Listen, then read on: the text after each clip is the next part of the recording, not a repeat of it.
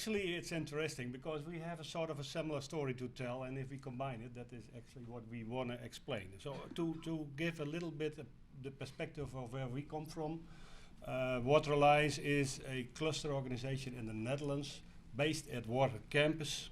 So, and Water Campus is in fact a complete innovation ecosystem, not only for business boosting, but it's going from the scientific start of a first idea, how to bring a breakthrough idea to a successful product. And the ecosystem at Water Campus combines a lot of different organizations, of which Water Alliance is in fact in the business side, so in the market side. We are active as a network cluster of Dutch water technology companies. We have some 200 members, being mostly SMEs, very innovative, and a lot of startups. I let Dean tell in a minute his side of the story, but you will see that it's part of the same. So where we combine science, applied research and business into a complete ecosystem, that is crucial, because what we aim for is to accelerate new innovations to the market. There is numerous hurdles if you have a bright idea and you think, well, I'll be a company in 3, 4, 5 years with a very successful product. From ID perspective, that is okay, but as soon as you start researching and scaling up, you find all kinds of hurdles which you didn't see beforehand, of course, otherwise you probably have stopped. Our experience is it takes, for most of the innovations, it takes at least more than 10 years, and there is even innovations which takes more than 15 years before they become successful in the market. So what we aim for is to combine a lot of facilities where we can help in all those stages those companies to accelerate. And by doing that at several spots in the world, then we get an interesting perspective, because those technologies are maybe interested in the Netherlands or in Belgium or in Europe, but at the end of the day we need to combine all those things to bring the technologies forward all over the world. And there comes also an organization like the Water Council in, where we have teamed up with already a couple of years ago. In fact, when we started 10 years ago, you were already very active in the world, and we met one day and we decided to team up and create a number of clusters in the world where we can really help each other and introduce technologies to each other's market.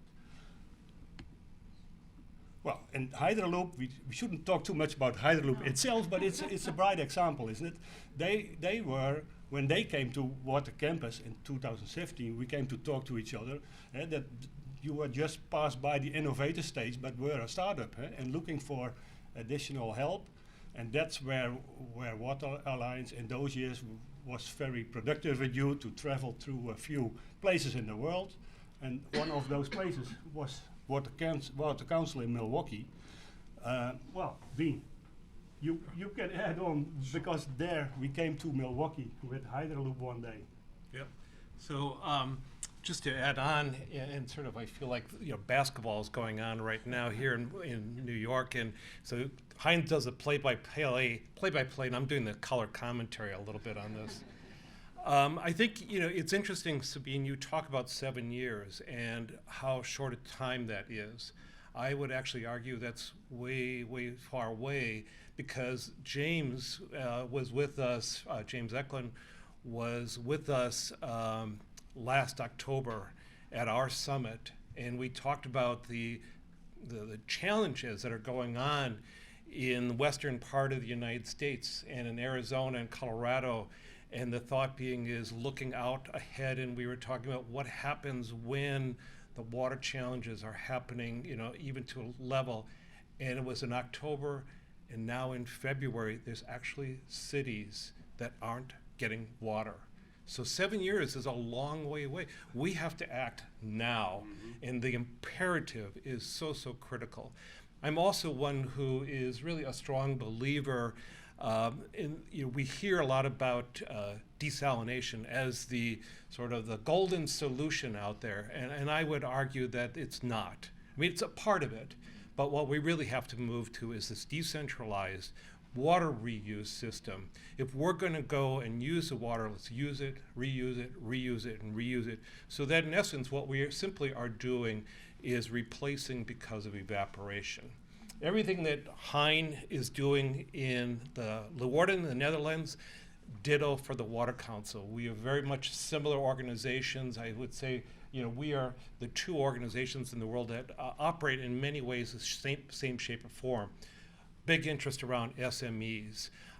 We also work with large companies, but also being able to translate those technologies into the end users. So just like Hydraloop is working with individual households, we also are now working with the larger businesses from Toyota and Ecolab, because they too are realizing that water is so critical to their operations that they've got to do a better job, and they are moving in that direction. But as they start to learn those their critical issues, they're looking for the technologies and companies like Hydraloop and others to be able to supplement and to be able to provide that kind of resource as well. And I think just by the fact of being able to connect us, and I think it was maybe 4 or 5 years ago when we first became introduced to Hydraloop, became associated and friends, bringing him to the United States, and we're really proud of the fact that they have their operations in Milwaukee in terms of their office. But I would also point to that as an example, and was said earlier with Australia, is the regulatory environment must move much, much faster. It has probably been my frustration, not only for Hydraloop, but others. We can't wait years. We need to act now.